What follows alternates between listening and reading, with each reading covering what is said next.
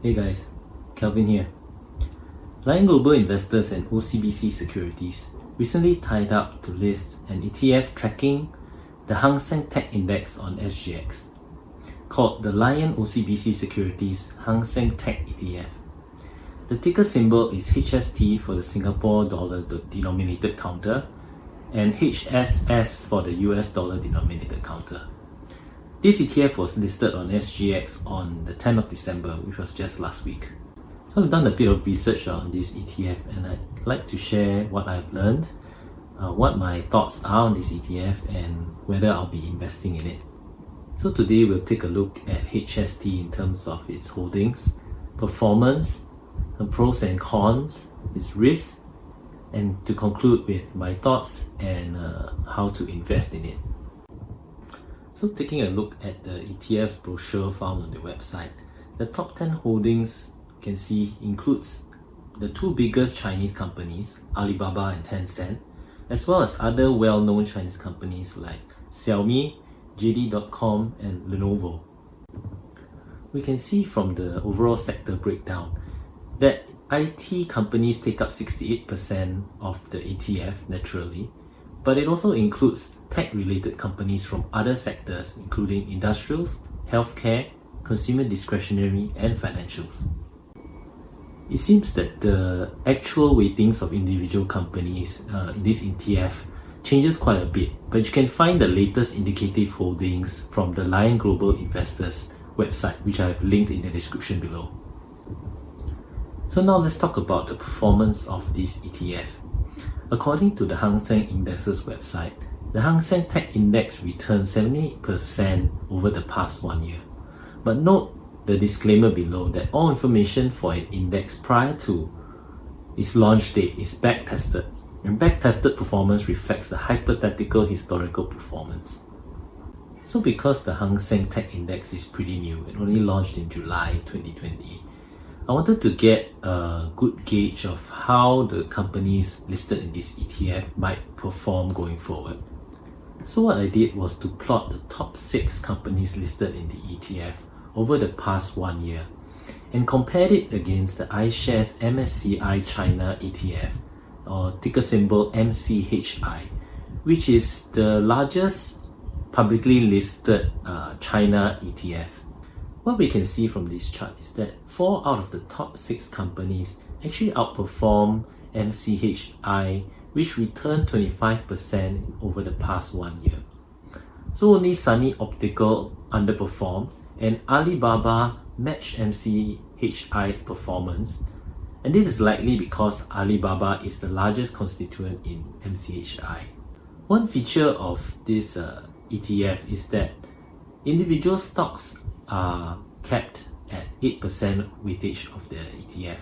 So for the top 6 companies listed here, each of them are roughly equally weighted at around 7 to 8%. So we can expect the overall performance of this ETF to sort of track the average performance of these top 6 companies.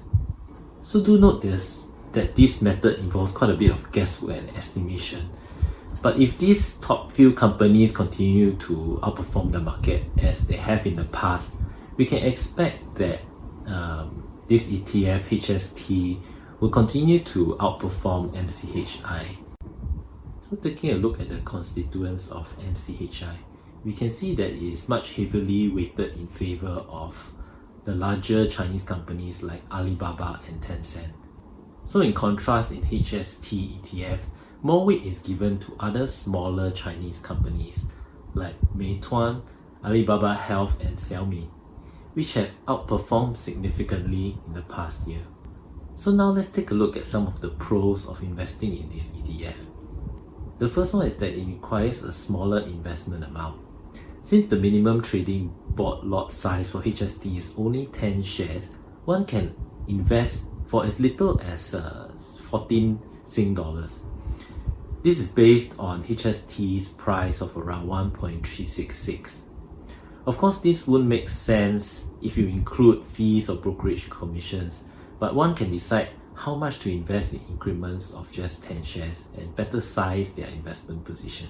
In contrast, The Hong Kong listed counter Tencent, for example, has a minimum trading board lot size of 100 shares. So with Tencent's stock price of around 570 Hong Kong dollars per share, a minimum investment amount would be 57,000 Hong Kong dollars, or roughly close to 10,000 Sing dollars. So for a small investor, this amount may be prohibitively expensive. Also for myself, 10,000 Sing dollars is really quite a lot of money, and I won't be comfortable putting it all into just one position, and I would rather spread it out into a few counters. The second pro I see is that this investment is relatively passive in nature because it's an ETF, and there's no need for investors to have to pick stocks and rebalance holdings themselves. However, note that this ETF itself is more active than the usual benchmark index ETF, which are generally market cap weighted. So if you're curious, you can look into the index methodology in their pitch book on the OCBC Securities website, which I've linked in the description below as well. Another pro of this ETF is that it will allow you to participate in the growth of Chinese tech companies, for example Alibaba, Tencent, as well as smaller ones like Meituan and Xiaomi.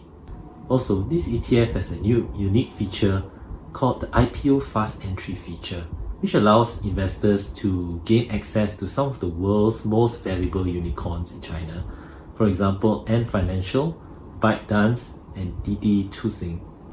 This ETF is also denominated in the local currency Singapore dollar and the US dollar, so there's no need for investors to incur additional forex costs.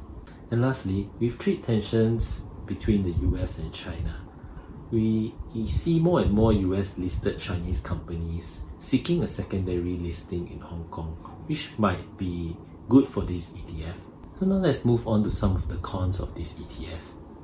The first one, which I've already mentioned, is that there's not much historical performance data on the underlying index, which is the Hang Seng Tech Index, because it was only launched back in July 2020, less than 6 months ago.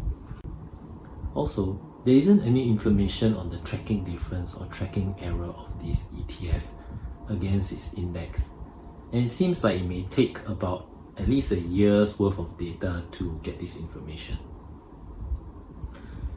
And lastly, the expense ratio of this ETF is not cheap. Although it's capped at 0.68% per annum for the first 2 years from fund inception, and the management fee is actually 0.45% per annum, which is pretty high. So now let's talk about some of the risks I see on this ETF. The first one being increased scrutiny from Chinese regulators. Recently, we saw that Alibaba and 2 other firms were fined for not reporting deals to the Chinese regulators. So looking at the amount of the fines, they were actually pretty small compared to the revenue and profits of these large Chinese companies. But this serves as a warning from the Chinese regulators. So we'll have to wait and see if the Chinese regulators take any subsequent harsher actions on these big Chinese companies. The second risk I see is that China is exerting more control over Hong Kong, which might trigger more unrest in the country. And this does not bode well for the Hong Kong Stock Exchange. And the last risk I see is the rise of the Shanghai Stock Exchange, which may compete with the Hong Kong Exchange for new listings in the future. So now I just wanted to share some of my thoughts on this ETF and whether I'll be investing in it. So from my research so far, this ETF is a really interesting proposition. I believe in the long-term potential of Chinese tech companies. I'm also already pretty heavy into US tech companies, so getting some exposure into these Chinese tech companies would be a good diversifier for me. However, I'm worried about investing into an ETF without much actual historical performance data. I would also like to monitor for a bit longer the developments with Chinese regulators and the Hong Kong-China relationship. But with that said, I might just initiate a small position first and add to it as I do more research and if I see positive developments in the future. China and tech is definitely a growth story that I'm pretty bullish on. So how would I invest in this ETF if I decide to do so in the future? I see two options. The first one being to just purchase the ETF on the open market on SGX. But for that, I would incur at least $10 in terms of brokerage commissions because I use the Standard Chartered online trading platform. The second option would be to use OCBC's Blue Chip Investment Plan or BCIP. The fees are actually quite attractive if you're under 30 years old and have an initial investment of up to $500 per counter. They only charge you a flat rate of 0.88% on your total investment amount, and there's no minimum amount. But since I'm already above 30 years old, I will incur a minimum $5 per counter, or 0.3% of the total investment amount, whichever higher. But because I'm only planning to invest a maximum of $500 per month, I will incur that minimum $5 fee, which is roughly around 1% of my investment every month.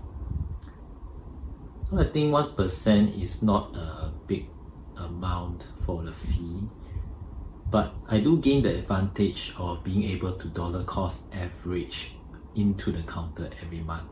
If I buy this ETF directly from the Singapore exchange, I would have to accumulate funds for a few months before buying in a lump sum. And so timing becomes more important and then subjective. So if I decide to invest into this ETF, I will likely do it through the OCBC BCIP by putting around $500 a month. But one good thing about OCBC BCIP is that you can invest from as low as $100. But do note that for a $100 investment, you will incur the minimum $5 fee, which is 5% of your investment amount. So that's it for this video. If you learned something or found some value in this video, do drop it a like and subscribe to my channel if you want to be notified whenever I post a new video.